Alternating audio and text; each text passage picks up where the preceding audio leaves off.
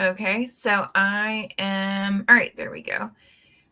All right, so we're live, and hi, I'm Lisa Diane Kastner. I am the founder and executive editor of Running Wild, and I am here with one of our absolutely brilliant authors, Ron Dowell, who crafted Crooked Out of Compton. And I just want to say, before we dive into the, behind the story or stories, how much I love the opportunity to write, to publish this collection and have Ron as a part of our community. I From the minute we received the collection, I was like, okay, we have to publish this. And just the fact that, again, I had the opportunity to work with you and everything. I mean, it's just been a blessing. So I just wanted to put that out there. Thank you. And all right, so now I'm gonna start hitting you with the questions. Okay. All right, so what was the moment that made you say, I have got to write this collection, Crooked Out of Compton? I would say about maybe 12, 15 years ago, there was actually several moments, because I had written a book in 2012 called Compton for Cops, Compton Community-Oriented Policing. And I had put that book out there, and as a way of basically addressing some of the law enforcement, public safety issues we have in Compton. And so that kind of introduced me to this whole idea of writing books, because I had never at all considered it. Actually, with my master's thesis, revisited. But what I realized, though, through that process, that a lot of things remain unsaid. There was not much I could find on the experiences of people in Compton, particularly from a public safety standpoint at that time. And so it just occurred to me that there was not a lot written, period, not only about Compton, but my other birthplace, which is Watts. I'm always in between Watts and Compton. And I just noticed there was not much of a history of a first person experience of someone growing up in Watts and Compton. So it started with Compton for Cops, but then it morphed into something else, because I realized that my story is not being told here. I mean, I lived in the housing projects, Jordan Downs. I moved to Palm Lane for the first 15 or 16 years of my life, and there was nothing. As a matter of fact, there was very little written on Palm Lane, period. There was a couple of things I was able to piece together from newspaper articles, but there was just nothing. And so I felt a need to kind of share with the world that there were people who actually lived in these public housing projects in LA County, in Compton and Watts, and we had lives. We have full lives. We've had experiences, the ups and downs like everyone else, but no one had ever told my story before. So I felt the need to do that, and that's how this book came about. It's fiction, but it's based on a lot of reality at the same time. So there was just a void that I attempted to fill with this particular book. I love it. So why this story now? Why this collection now? Well, it was basically because there was just, we came through a time when I'm a child of the civil rights era. And I was 12 years old in 1963 when King was marching, when President Kennedy got shot.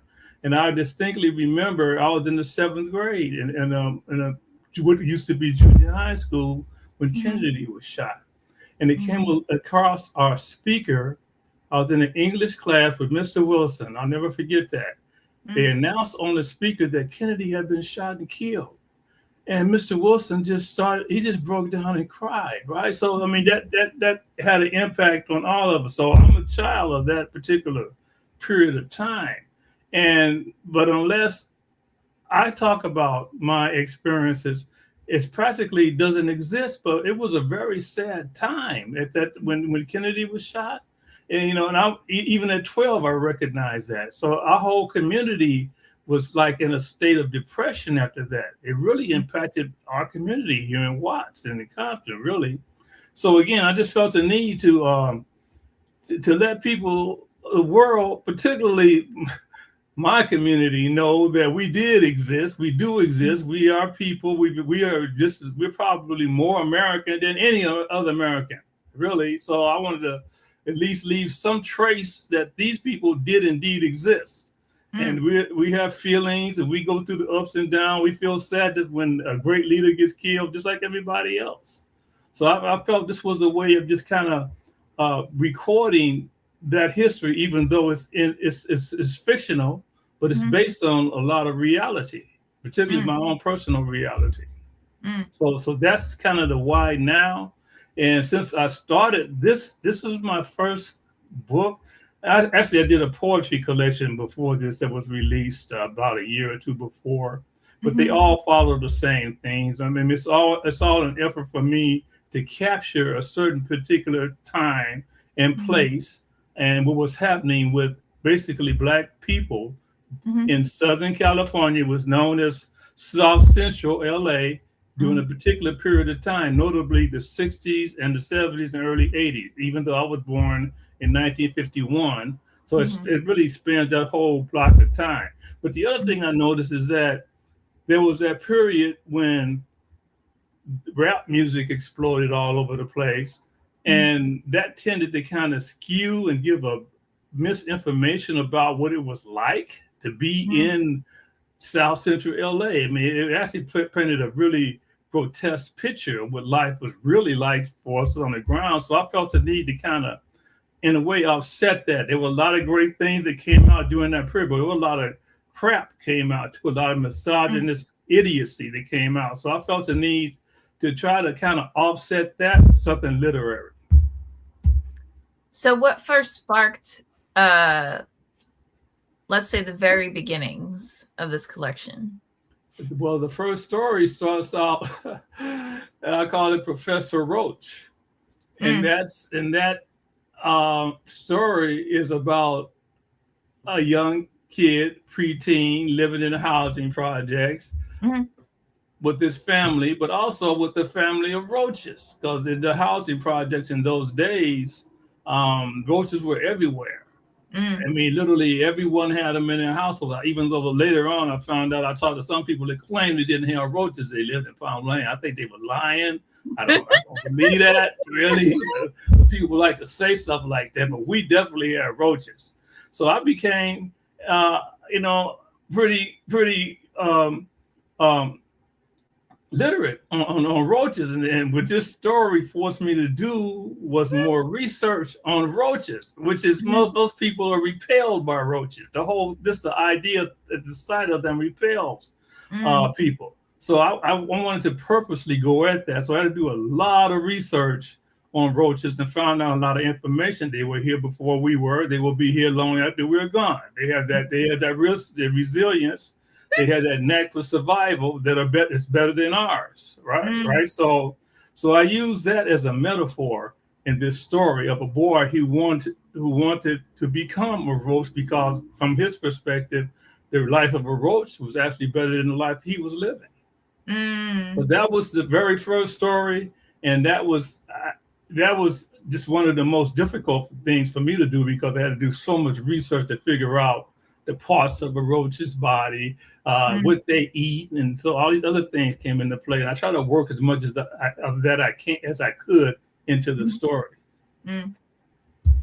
And so, what were some of the questions that you were obsessed with addressing within this set? Well, the toughest thing I think I had to try to deal with was caricature and stereotypes. We live in a system that no matter how you try to avoid it, we're so inundated with stereotypes, and then I purposely tried to avoid that.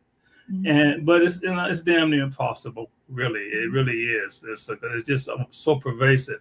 So that was the biggest challenge for me. But I wanted to kind of paint a picture of a certain life within this environment of South Central Los Angeles. And you look at the story, it's a connected collection, because I've got certain characters that show up in different stories. About three or four different characters show up all over the place, really. So Mhm. it's linked, but it's not one continuous story. So what I tried to do was use these different characters to show different aspects of living in South Central Los Angeles, particularly my own personal life and the life of my friends and my family Mhm. in this particular area within this particular time period. Now, who is this story about? Are these stories about? Are they focused on specific individuals, um, or is it uh, a broader narrative with multiple characters? It's both, really. But I would say most of it is focused on individuals. But a lot of my own personal experiences growing up. Toward the end, it begins to broaden out, where I try to address Mm. homelessness and these other kind of things from an Afro-futuristic perspective, really.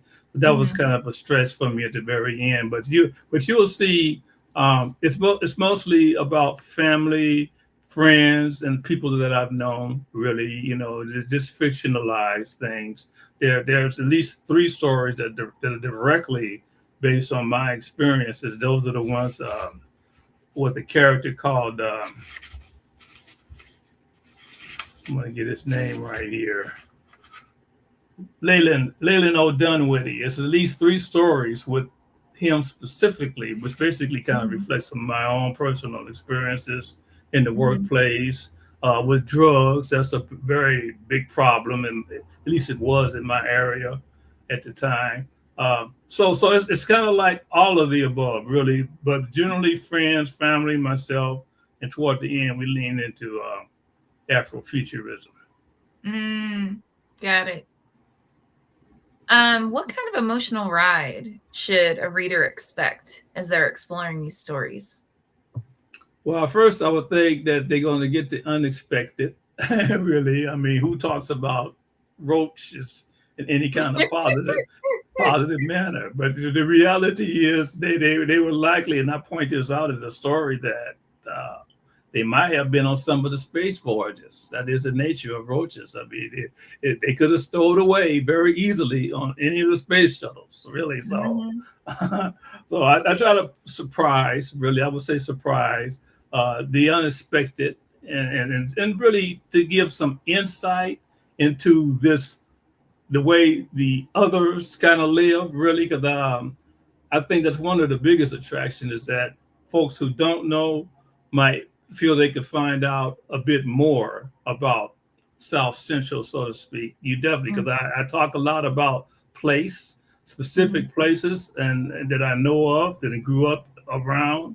And it's a twofold thing for me. If I mention the Watts Towers, which I do, in one of my stories called Bruise, the Mm. setting is the Watts Towers. Mm. I grew up within a stone's throw of the Watts Tower. So I saw the Watts Towers constantly over the years. So it become Mhm. like a part of my life. So you'll see a lot of places that some familiar, some unfamiliar. I hope they become more familiar now as you've read my book, really. But you'll see a lot about the Watts Towers. You'll see the mausoleum in Compton. Just different things like that, really. Got it. Now, what was the absolutely hardest part for you to write? Yeah. The hardest part was that there's two stories that are Mm. based on experiences I had with my mother. Mm. My mother died about 6 years ago, but I struggled with those stories. And let's see, the longest journey and pregnancy tests, yeah, those Mhm. two are about my mother and my dad, really. So I had difficult. At first, I didn't want to show those to my mother, but I had to. I showed it to my Mm. mother, and, Mm. and and she told me she liked the story, so that was all Oh, I needed to hear. And I was surprised, because I made a fiction of an experience that we actually had, because she was sick, and she had a car. She drove everywhere. She didn't exercise much, didn't walk a lot. But when she got sick, she had to. So Mhm. I wrote about just her having to walk from her house to the mailbox, Mhm. which was about a block east of where she lived. Mhm. This story is basically about the journey from her house to the mailbox and all that goes on in between that journey. Right. Mm. So I showed that to her and didn't know what her reaction would be, but she told me she liked the story, so that's all I needed to Understood. Absolutely understood. Now, where were you in your life as you were as these stories were taking shape? Fortunately for me, I'm in retirement. I didn't discover this writing. I didn't get this writing bug to right before retirement. That's when I wrote Compton. I started Mm. Compton for Cops in 2004, something like that. Finally Mhm. published it in 2012 and retired in 2008. But it was around 2000, 5 years later, around 2012, 13, where I figured that writing was what I wanted to do, really. So I Mhm. had that writing bug. I felt there was more to say, more stories to tell. So it was at that point that led to this particular collection, Crooked Out of Compton. Really, you're always tempted because novels are the most popular, probably the most profitable way to go. I just didn't want to write a novel because I felt I could tell more stories within the structure of short stories. Really, Mm. sometime or another, maybe I will write a novel. But right now, I wanted to get as much as I could out there, I went to UCLA, and I studied in the extension program there for 10 15 years, Wow. short stories under Lou Matthews, Colette Sardar, a whole host of people that I took repeatedly took classes with, and I learned the art of short story writing. Really, so and hanging around those folks just led one thing led to another, and it led to this book. Really, because all of these stories in this book came out of my experiences at UCLA with them. Really, so that's kind of how I got to this place. It just happenstance because I knew I wanted to write, but I Mm. couldn't find a place to learn how to write. Really, there were some colleges locally to offer stuff to the older people that didn't really seem to be what I was looking for, and somehow I stumbled across the extension program at UCLA. It didn't come to me. I went to it. I just was by accident. I found it. But once I found it, I was there for years, really. So it worked out. So that's how this collection came about. It was really, Wow. yeah, just there in UCLA. Uh, Now, do you feel as though writing this collection changed you at all? And if so, how? Yeah, yeah. Well, it's given me, first of all, the confidence to believe I could do it again. That's for sure. That's the first thing. And what it's done is that I think right now I'm even a better writer, Mm. and I made some mistakes here. Like I mentioned, the caricature and stereotypes.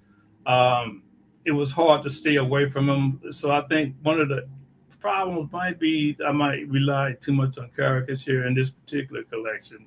Mm. Not too much, but too much, but enough. Mm.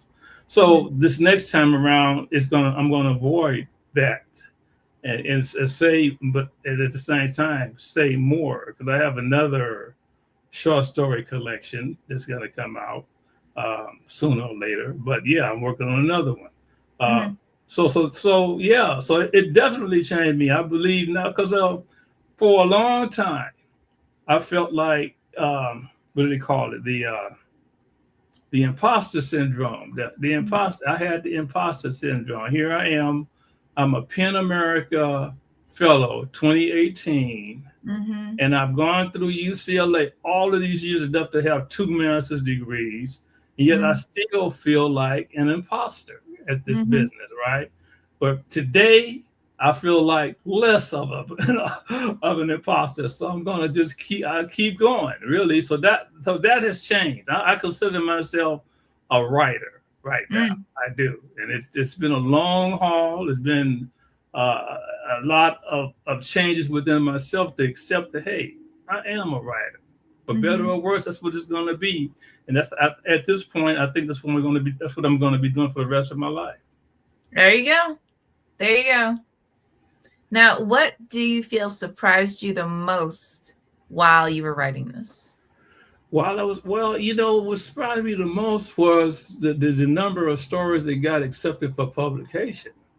Really, because I really worked hard at this, and and I think what surprised me was with the tough skin you have to develop when you start submitting to journals and all of that stuff. Because you're going to get what for every acceptance, you're going to get 10 or 12 rejections or more, really, a lot Yeah. more, really. So it's a tough thing to get rejected, particularly when you don't feel like you're a writer anyway. So I was always looking for an excuse to stop, but I kept going, really. So what surprised me was that I did keep going. I didn't give up, and my percentage of acceptances increased from 1% to maybe 13% now. So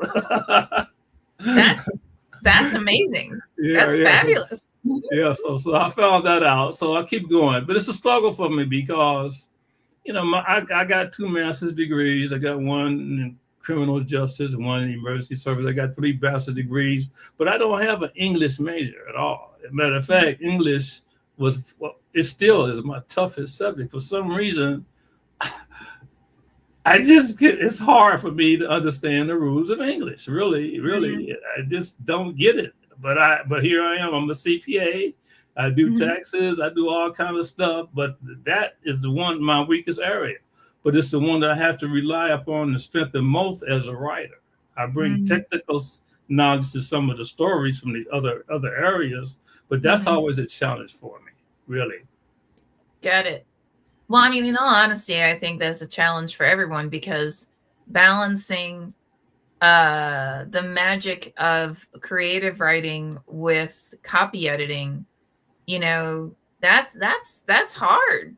That is something where, I mean, that's why you have readers, that's why you have editors, that's why you have, a lot of people lean into their creative writing groups or teams that get together and share each other's work because it's really having that third party read your work and be able to say, like, this is what it says on the page.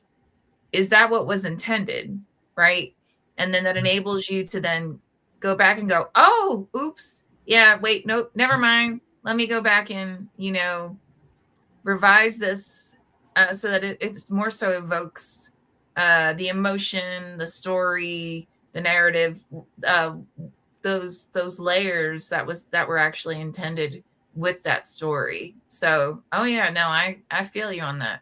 But that's what kept me at UCLA all those years because the workshop was the integral part, and that made a hell of a difference. You're correct, really. They were able to give me feedback and support. Really Mm. kept me going. Now, of all the characters that you wrote, what one was the most challenging and why? Leland O. Dunwitty had to be the one. You'll see three other stories actually carry that character's name. And Okay. it's mainly because some of those stories were personal to me, and they were difficult areas for me to talk about.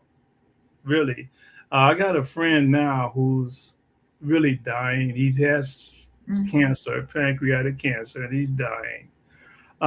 So one of those stories is actually about him, and I went to see him a couple of weeks ago.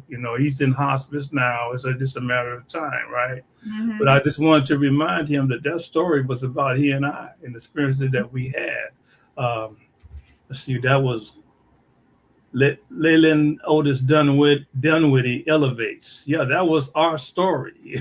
So those stories were those three little stories were the most difficult because they were the most revealing about me, and I had to kind of go into some places that I don't normally go, Mm. and I had to really. It was a challenge to have to admit to myself that this is what happened. We're going to put it down there anyway, Mm. so that's what happened. Those were the toughest ones for me to do.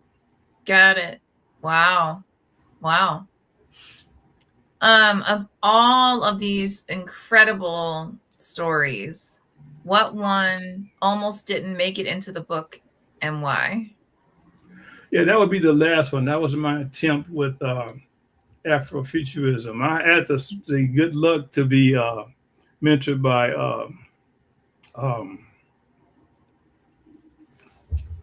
I, how can I ever forget her name? It'll come to me in a second. You're fine. It's all good. Tenerife Duke. Oh, yeah, yeah. Tenerife Duke. Yeah, she mentored me and she introduced me to Afrofuturism. Mm. And so I had to take a shot at it.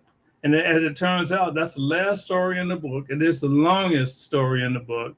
But it was Mhm. the story that I had the most fun with at that Mm. point, right? So I would say that one would be the one, really. Okay.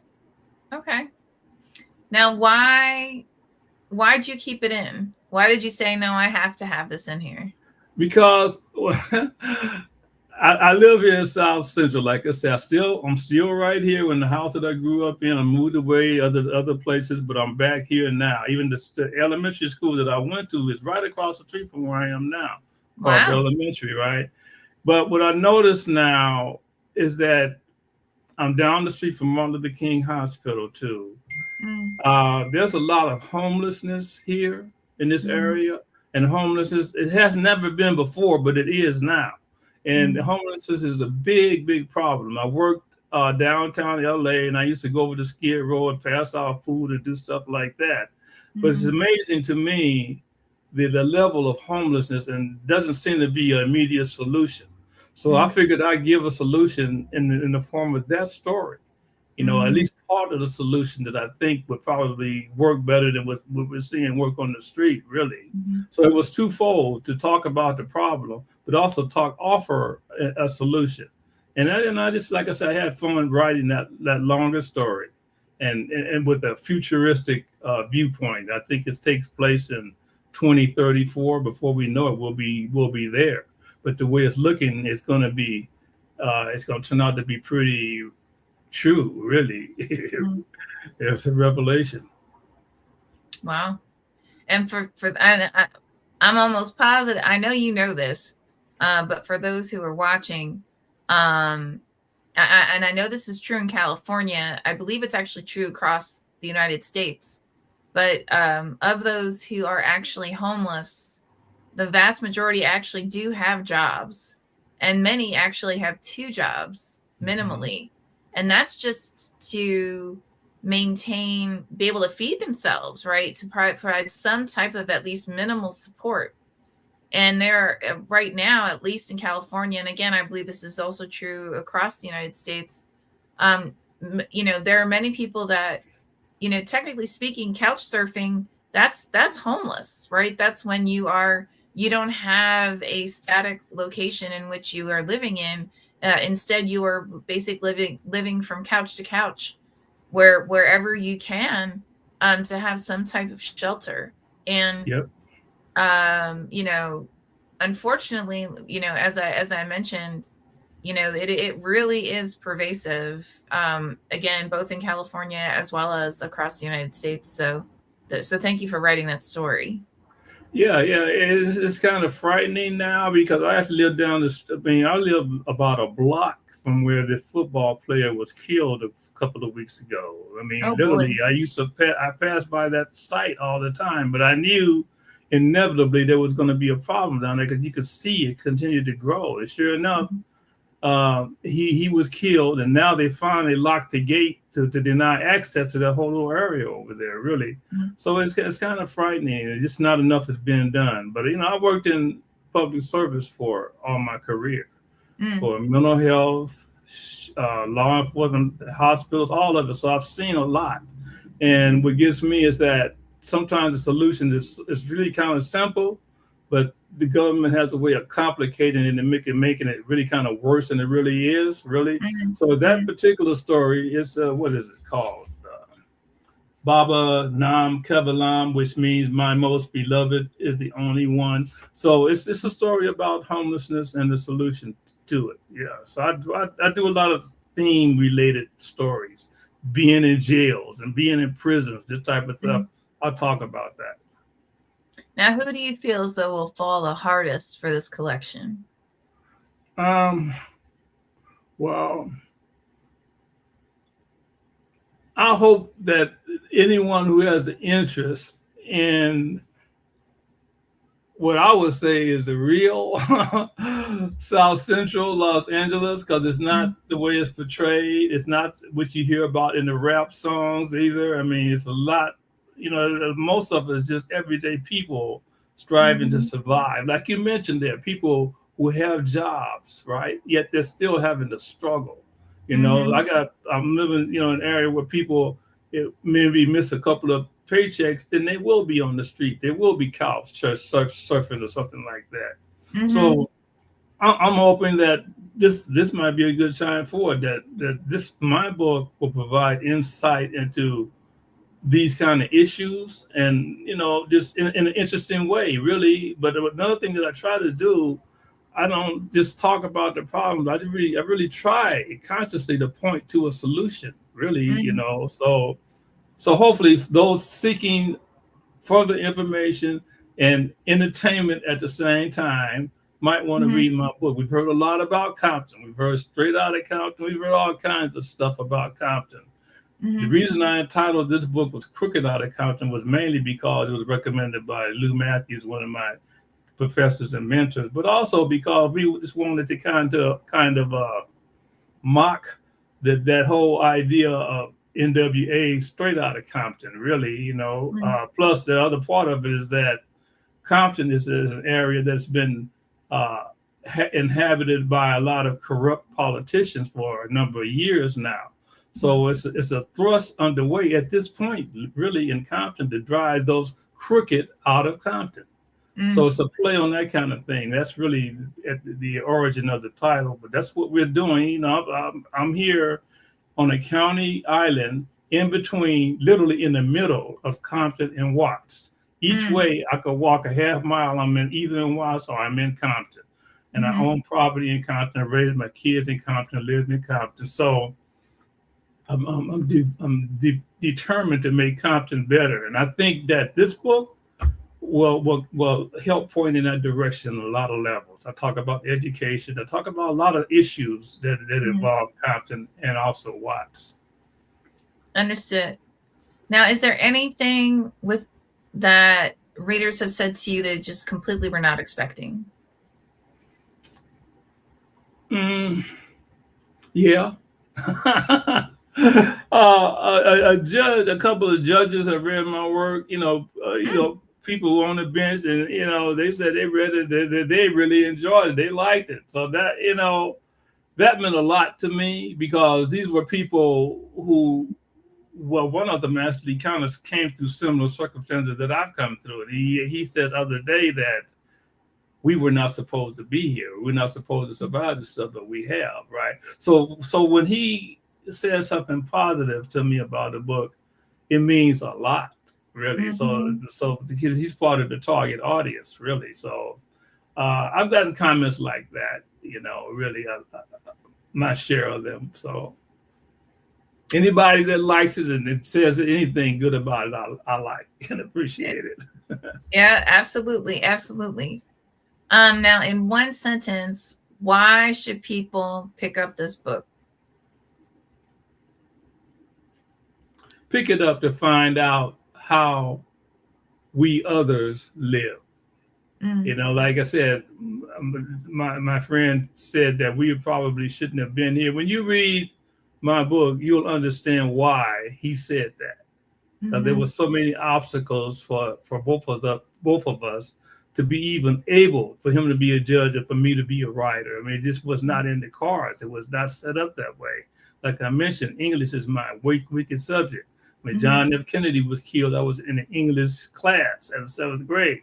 But for the life of me, I still struggle with English. So, but that right there is an indictment on a more systemic kind of thing. Really, and I talk about a lot about the systemic nature of a lot of the problems that we have in here. You'll see me talk a lot about that. It's just about the origin. At least I try to really, and draw those through lines as to how we arrived at this place based on some of these other things that have occurred in the past. So yeah, I mean, when I don't get enough compliments on it, but the few that I do get, I appreciate. Now, is there anything that you would love to leave people with? Any final words? Yeah, pick up Crooked Out of Compton, and then hit me up and let me know what you think about it. Really, that's what I like to hear. What are your thoughts, honestly?